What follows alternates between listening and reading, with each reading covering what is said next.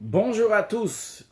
Des fois, il y a tellement d'arbres dans la forêt qu'on ne voit plus la forêt.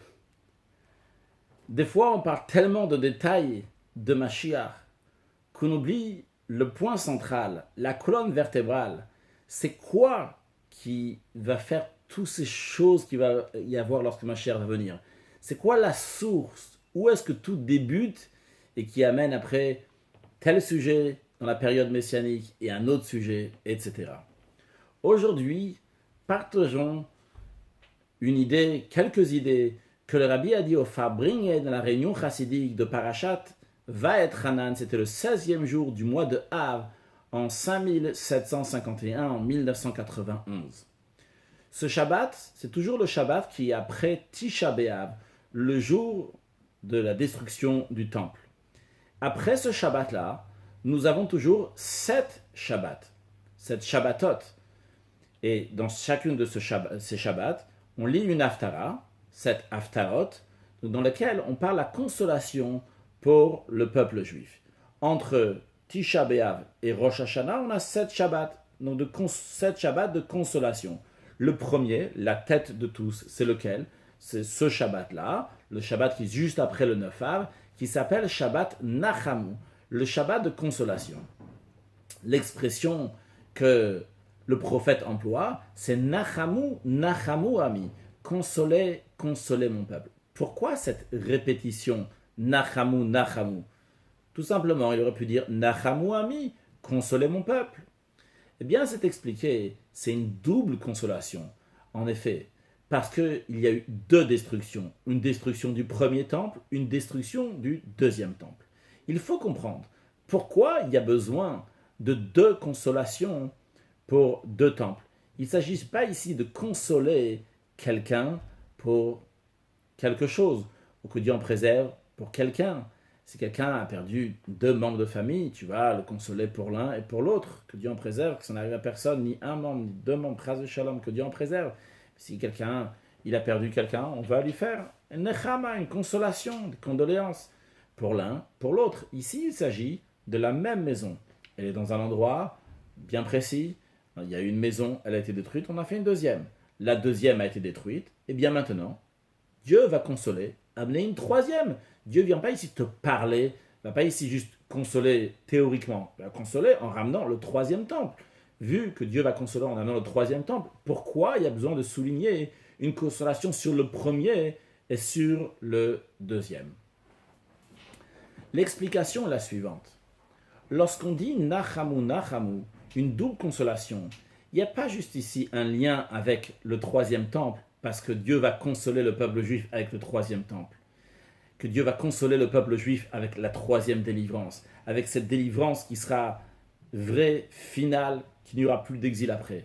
Mais aussi le fait même que Dieu s'exprime avec le même mot deux fois, Nachamu, Nachamu, ça représente la délivrance. Pourquoi? Dans le Midrash, c'est dit qu'il y a certaines lettres de l'alphabet qui sont mentionnées deux fois, comme le Chaf, Chaf Sofit, voilà, là on va tous les dire. Chaf, Chaf Sofit, le même Sofit, Nun, Nun Sofit, Pepe Sofit et Tzadik, Tzadik Sofit. Et toutes ces lettres-là ont été employées pour la délivrance. C'était pour la délivrance de Avraham Avinu, le premier des patriarches, pour le deuxième des patriarches Yitzhak, pour le troisième des patriarches Yaakov. De même pour le peuple juif lors de la sortie d'Égypte, Pakod Pakati, je me suis souvenu de vous, je vous délivrai avec la lettre P. Et puis, lors de la délivrance que nous attendons, le Tzamach Yitzmach, donc avec le Tzadik, cette plante, cette pousse qui va venir et qui va nous délivrer. En tous les cas, ce que le Midrash nous dit, toutes ces lettres-là qui sont kefel, qui sont doubles, ils sont liés avec la délivrance. Et comme le rabbi explique simplement, lorsqu'on dit kefel, lorsqu'on dit un double, il ne s'agit pas ici juste de double dans le sens de deux, mais il s'agit ici dans le sens de l'infini. Comme d'ailleurs, on peut le prouver de la Gemara du Talmud, lorsqu'il y a écrit certaines choses comme Patoar Tiftar, tu ouvriras ta main pour donner la charité, ou lorsqu'il y a écrit Hocheach Tochiach, tu vas réprimander ton ami. Encore d'autres expressions, Shaler Teshalach, Hashev Teshivem, tu dois rendre l'objet à ton ami. Des expressions qui ont été doublées deux fois, Patoar Tiftar, Hashev Teshivem, Et toutes ces expressions qui sont doublées, la Gemara dit, il faut le faire même 100 fois. Évidemment, lorsque la Gemara, le Talmud te dit 100 fois, c'est pas la centième fois que tu t'arrêtes. C'est juste pour l'idée que c'est infini, parce qu'en effet, le chiffre 10 représente un chiffre parfait, et donc la perfection de chaque chiffre que tu veux, il faudra toujours lui rajouter un 10. Même le 100, il faut lui rajouter encore 10 pour faire 1000.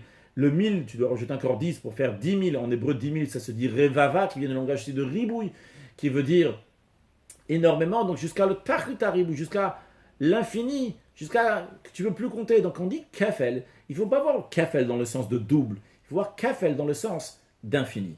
Maintenant qu'on voit le kafel, et le mot qu'on va employer dans la suite, c'est kafel, donc qui est double, eh bien, on comprend que ça, à chaque fois, c'est lié avec infini. De manière plus précise, l'expression dans la Sikha du Rabbi, c'est le blikvul, c'est le no limite, qu'il n'y a pas de limite. Alors, gardons ces mots kafel et blikvul, surtout le blikvul. Blikvul, sans aucune limite. Donc, en autre mot, la Géoula, la délivrance, c'est quoi? La délivrance, c'est qu'il n'y aura pas de limite. Il n'y aura pas de limite.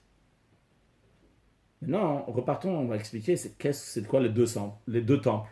Et comment chaque temple, en vérité, il a une qualité qu'il n'a pas dans l'autre. Le premier temple, c'est un temple qui a été fait par des tzadikim, par des pieux, par des gens qui n'avaient pas fauté. Et alors, le fait qu'il a été fait par des gens qui n'ont jamais fauté, c'est par un tzadik. Un tzadik, c'est expliqué dans la chassidoute, son travail c'est quoi? Il étudie la Torah, il accomplit les mitzvot, les commandements de Dieu. Il n'a pas fauté, il amène une lumière divine constamment, il amène sur terre, il amène de la lumière divine. C'est tout ce qu'il fait, c'est du haut vers le bas. Ce qui est souligné ici, c'est le Elyon, c'est celui qui est en haut, c'est Dieu. Ça, c'est le premier temple, et c'est d'ailleurs la raison pour laquelle, que dans le premier temple, on avait le Aaron, on avait l'arche sainte, le chérubin dans lequel il y a une table de la loi, etc. Par contre, le deuxième temple, il a été construit par des Baal Tshuva, par des gens qui se sont repentis, des gens qui se sont mal comportés, qui ont été exilés, qui sont partis à Babylone. Au bout de 70 ans, ils sont revenus. Ils sont rapprochés de Dieu. Un Baal Teshuva, quelqu'un qui se repentit, quelqu'un qui était en bas et qui remonte maintenant vers le haut. C'est la qualité, ce qu'on appelle en hébreu le tarton, le bas qui s'élève, qui se rapproche de Dieu. Et d'ailleurs, le deuxième temple, sa qualité n'était pas dans le grand dévoilement divin. Ça, c'était plutôt dans le premier temple, qui avait comme par exemple l'arche, la présence divine, le roi HaKodesh, l'Esprit Saint dans le premier temple. Dans le deuxième temple, il n'y avait pas l'arche, il n'y avait pas le roi HaKodesh, l'Esprit divin, la Shrina, la présence divine. Ces choses-là n'étaient pas comme c'était dans le premier temple. Mais le deuxième temple a sa qualité, qu'il a plus pris le monde. Qu'est-ce que ça veut dire qu'il a plus pris le monde? Les critères du monde, c'est les temps et l'espace. Donc on voit que le deuxième temple, il a duré 420 ans. Contrairement au premier qui était seulement 410 ans. Le deuxième temple était plus grand dans l'espace que le premier. Cela exprime le fait que le bas a été plus pris, mais il a un manque, puisqu'il a la qualité du bas, mais il n'a pas la qualité du haut. Imaginons un professeur qui donne des choses extraordinaires à son élève. Alors, l'élève, il va avoir la qualité du haut, mais lui-même, il n'est pas quelqu'un qui est capable de donner des conférences de lui-même, de ce que lui, il a, entre guillemets, inventé, de ce que lui, il a fait. Non, c'est ce que son maître, il dit. Donc, il peut être comme une citerne qui reçoit tout ce que son maître, il dit, mais ce n'est pas ses efforts à lui. Par contre, il peut y avoir une deuxième sorte d'élève. Il a ses efforts à lui. Il est comme une source d'eau qui ne fait que se renforcer, encore faire jaillir de l'eau. Mais finalement, comme c'est son eau à lui, c'est son niveau à lui, ça n'a pas la qualité du maître. Donc, il y a la qualité du premier temple, il y a la qualité du deuxième temple. Lorsqu'on dit un troisième temple, ce n'est pas juste un troisième temple géographiquement. C'est un temple qui sera triplé aussi. Quand on dit triplé, c'est-à-dire qu'il aura la qualité du haut et la qualité du bas. Il aura la qualité du premier temple, il aura la qualité du deuxième temple. Et ces deux qualités, ensemble, il va les relier. Donc c'est une troisième chose qui relie, qui chapeaute les deux en même temps. Comment on peut relier ces deux choses en même temps? C'est parce qu'il y a un point. Quel point? Le bli gvul. Il n'a pas de limite. Et lorsqu'on va enlever toutes les limites, à ce moment-là, le haut n'a pas de limite. Le bas aussi n'a pas de limite. Chacun garde ses qualités, le haut garde sa qualité, le bas garde ses qualités. Mais comment s'expriment ces qualités? Sans aucune limite. Et à ce moment-là, on peut les faire fusionner en même temps. Et c'est justement ça, aussi bien quand on dit que la Géoula, la délivrance, est liée avec le Kefel, avec le double. C'est-à-dire que la Géoula, elle est liée avec l'infini. Et le point essentiel de la délivrance, c'est quoi? C'est quand lorsque Mashiach va venir, dans ce monde matériel, il y aura ce qu'on appelle dans la Chassidoute le Gilouy Or En Sof, le dévoilement divin qui est infini. un dévoilement divin qui n'a pas de barrière. Et en conséquence de cela, il n'y aura pas de barrière entre le haut et le bas. En conséquence de cela, il y aura l'éternité dans le troisième temple. En conséquence de cela, la délivrance aussi, elle sera éternelle. Cela, c'est lié aussi avec la paracha de la semaine, la paracha de Vaetranan. Dans la paracha de Vaetranan, on a aussi cette notion de double, puisque on a les 10 commandements dans la paracha de Vaetranan. Les 10 commandements, on les a déjà eus dans la paracha de Yitro. Ici, ils sont répétés, donc on a un kefel. Cette notion de répéter quelque chose, ça représente le blikvul, quelque chose qui n'a pas de limite. De quoi s'agit-il? Il s'agit de sans aucune limite dans la Torah. Qu'est-ce que ça veut dire sans aucune limite dans l'étude de la Torah? Sur le plan spirituel, ça représente le dévoilement du niveau de Torah qu'il va y avoir lorsque Mashiach va venir. Que ce dévoilement de Torah, Torah Chadasha Meititetse, une nouvelle dimension de Torah va sortir de Dieu. C'est une Torah qui est infinie, qui n'a pas de limite. Cela, c'est lié aussi avec le 15e jour du mois de Av, qui est la veille de Shabbat. C'est quoi la particularité de ce 15e jour du mois de Menachem Av? C'est que le Talmud nous dit, à partir de ce jour-là, les nuits commencent à devenir plus longues. Et vu que les nuits commencent à devenir plus longues, eh bien, il faut rajouter dans l'étude de la Torah. Alors, de quoi s'agit-il de rajouter dans l'étude de la Torah? Chaque juif, déjà, sûrement étudie la Torah un maximum. Alors, le Rabbi nous dit, pas sûrement, le Rabbi nous dit que l'essentiel, la perfection de l'étude de la Torah, un rajout d'étude de la Torah, c'est lorsque cette étude-là va être de manière sans aucune limite. Tu ne veux pas de limite dans ton étude de la Torah, tu étudies encore et encore de la Torah. Et encore plus que ça, c'est lié aussi avec les Pirkei Avot, les maximes de nos pères que nous lisons ce Shabbat après-midi. Le Shabbat après-midi, on va lire le 3e chapitre des Pirkei Avot, dans lequel on dit Histakel bishlosh advarim, regarde 3 choses. Qu'est-ce que ça veut dire regarder 3 choses? Sans rentrer dans les détails, ce que la Mishnah nous dit, juste regarde 3 choses. Cela fait référence à regarder quelque chose qu'il y a avec le chiffre 3. Le Talmud, dans le traité Shabbat, nous dit que la Torah est liée avec 3 pour plusieurs raisons. Entre autres, dans la Torah, on retrouve qu'il y a la Torah, Nevi'im Ketuvim, la Torah, les prophètes et les agéographes. Donc il y a 3 parties. Donc on te dit, Istakel bishlosh advarim, regarde ces 3 choses. Qu'est-ce que ça veut dire? Qu'est-ce qu'on va regarder ici? Regarde, vrai, hier, vendredi, c'était le 15 Menachem Av, tu as pris la résolution de rajouter dans l'étude de la Torah. Mais là, maintenant, tu dois regarder comment tu dois rajouter dans l'étude de la Torah de manière infinie, même par rapport à hier. Regarde ta résolution. Est-ce que vraiment tu as pris une résolution que tu étudies la Torah à fond, un maximum que tu peux? Il y a sûrement encore, attention, cette préparation d'étudier la Torah, de rajouter d'étudier la Torah, c'est pour se préparer à l'étude de la Torah qui va y avoir lorsque Mashiach va venir. Est-ce que ton étude, il est blikvul, il est sans aucune limite, comme ce dévoilement divin de blikvul qui va y avoir lorsque Mashiach va venir? Eh bien, rajoute encore plus.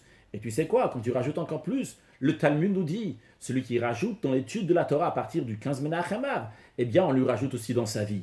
Alors, vu que, quand on dit rajouter, un vrai rajout de Torah, c'est quoi? C'est le rajout de Torah qu'il va y avoir lorsque Mashiach va venir, une dimension de blikvul de Torah. Donc, Torah Chadash a cette nouvelle dimension de Torah. Eh bien, toi aussi, en conséquence de ça, tu auras un Chaim Nitzrim, tu auras une vie éternelle, puisque c'est un niveau de divinité qui est au-delà de tout. Et le Rabbi nous dit que tout ça prend encore une plus grande force lorsqu'on est dans le mois de Menachem Av, le 15 Av. On sait que le mois de Menachem Av, c'est le mois dans lequel il y a la naissance de Mashiach. Mashiach aussi s'appelle Menachem, et donc le mois s'appelle Menachem. En plus, le zodiaque de ce mois-là, c'est le zodiaque de Lion, et il y a écrit dans le Midrash clairement que Dieu a dit que dans le zodiaque de Lion, c'est dans le Mazal Hari, dans le mois de Menachem Av, il va reconstruire le temple. Donc c'est une préparation. Vu que de nos jours, le Rabbi nous dit, on se trouve sur le seuil de la délivrance, et donc on voit des merveilles extraordinaires. C'est le Rabbi dit, d'après tous les signes, ça c'est l'année dans laquelle le Mashiach va se dévoiler. Et le Rabbi nous dit en plus, ce Tafshin Nun Aleph 5751, on est déjà après Chatzot du vendredi. C'est-à-dire, il y a 6 jours de la semaine. Lorsque 6 jours de la semaine, ça correspond à 6 millénaires. Le 6e jour de la semaine, c'est la veille de Shabbat. Vu que c'est la veille de Shabbat, donc la veille de Shabbat, on se prépare pour le Shabbat. La même chose aussi, lorsque ça arrive le 6e millénaire, dans la 2e partie, donc de l'après-midi, on se prépare pour le 7e millénaire, qui est le millénaire du Mashiach. Alors quand on fait le calcul, on va faire un calcul, donc on commence jeudi soir à 18h, on finit vendredi soir à 18h, une journée de 24 heures. Pour arriver à vendredi midi, on est d'accord, c'est 18h, ça dépend de 18h. Tu Tu passes à minuit, tu as 6 heures. Minuit à 6 heures du matin, tu as encore 6 heures, ça fait 12 heures. 6 heures du matin jusqu'à midi, ça te fait en tout 18 heures. Donc, on a pris les 3 quarts du jour, 18 sur 24. On a pris les 3 quarts de la journée, donc pour arriver à vendredi après-midi. De la même manière en ce qui concerne le 6e millénaire. Le 6e millénaire, si on prend de l'an 5000 jusqu'à l'an 6000, eh bien, il faut compter 3 quarts, donc de 5000 jusqu'à 5750. On arrive à midi. Dans la midi, on est 5751, on est déjà donc la veille de la délivrance. Dans ça même, on est déjà dans Chatzot, on est déjà dans l'après-midi. Vu qu'on est déjà dans l'après-midi, eh bien, il faut commencer déjà à goûter du manger de Shabbat. Il y a écrit que la veille de Shabbat, on goûte tous les plats qu'on va manger Shabbat. Donc, les plats qu'on va manger Shabbat, les plats qu'on va manger lorsque Mashiach va venir, c'est quels plats? C'est des plats de Blikvoul, c'est une notion d'infini. Alors, il faut déjà dès aujourd'hui, rajouter dans l'infini, que ce soit dans l'étude de la Torah, et que ce soit évidemment dans les merveilles, puisque le Rabbi dit que cette année, l'année 5751, ses initiales de Hei Tav Shin Nun Aleph, c'est Hayu Tehei Shnat Arem Niflaot, une année dans laquelle je vais montrer des merveilles. Le Rabbi dit, des merveilles, on a déjà vu cette année, on va en voir encore. Et le Rabbi dit, ça inclut aussi la merveille qui se passe actuellement.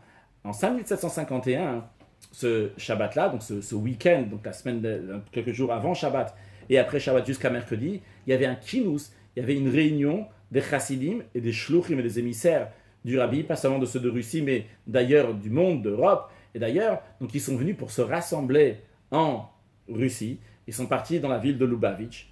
Là-bas, ils ont pèleriné sur les tombes des rabbis de Chabad, et aussi ils sont partis pèleriner sur la tombe du père du Rabbi, Rabbi Levi Yitzhak, qui est décédé le 20e jour du mois de Av. Donc ils étaient là-bas le jour même, c'était Shabbat, ils étaient le Shabbat avant, mais le mercredi, donc ça sera le mercredi après Shabbat, ça sera Chaf Menachem Av. Là-bas, ils sont partis pèleriner. Et donc le Rabbi, il dit, ici on voit un palais. Le Rabbi dit, c'est quelque chose d'incroyable, quelque chose d'extraordinaire. Ces Juifs-là, ils sont partis à Lubavitch. Ils sont partis aussi à Moscou. Là-bas, ils ont parlé, ils ont discuté ensemble, ils ont donné conseil de quoi? Comment diffuser la Torah, comment diffuser la Chassidoute encore plus. Le Rabbi d'ailleurs souhaite des très grandes bénédictions pour le kinous, pour que la réunion soit avec une grande réussite.